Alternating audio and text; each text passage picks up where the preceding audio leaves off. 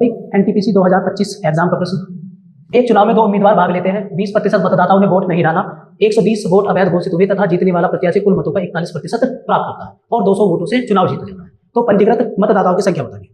देखो, इन प्रश्नों को करने का तरीका बहुत सिंपल है कि सबसे पहले वोटर लिस्ट में देख लो कि वोटर लिस्ट में टोटल कितने नाम। जो भी वोटर लिस्ट होती है उसमें जो कुल नाम होते हैं वो अपने आप में 100% होंगे, 100% होंगे। तो कुल पंजीकृत मतदाताओं की संख्या हमने 100x मान ली। अब इसने कहा 20% मतदाताओं ने वोट नहीं डाला। अगर 20% मतदाताओं ने वोट नहीं डाला तो आप मुझे बताओ कि कितने प्रतिशत मतदाता या कितने मतदाता ऐसे हैं जिन्होंने वोटिंग की होगी। 100 में से 20 घटा दो तो 80 मतदाता ऐसे होंगे या 80% मतदाता ऐसे होंगे जिन्होंने वोटिंग की होगी। अब इस 80% में से या 80x में से 120 वोट अवैध घोषित हुए तो आपको वैलिड वोट निकालने होंगे। अभी वैलिड वोट कितने हैं?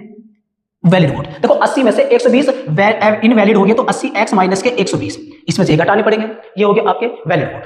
अब इस वैलिड वोट या वैध मत जो है इन्हें दो पार्ट में या दो भाग में डिवाइड कर दो। एक जीतने वाला प्रत्याशी, दूसरा हारने वाला प्रत्याशी। क्या कहा? जीतने वाला प्रत्याशी कुल मतों का 41% प्राप्त करता है। देखो कुल मत है आपके 100x और 100x में से जीतने वाले प्रत्याशी को आप कितने मिले? 41 मिले। 41x 41% का मतलब होगा 41x वोट कुल मतदाता का। देखो यहां बहुत ध्यान से देखना है कि कुल मतों का 41%। कुल मत 100 का 41% इसे मिला है तो दूसरे मतदाता को कितने मिले होंगे? 80 में से ये घटाओ 39x माइनस के 120।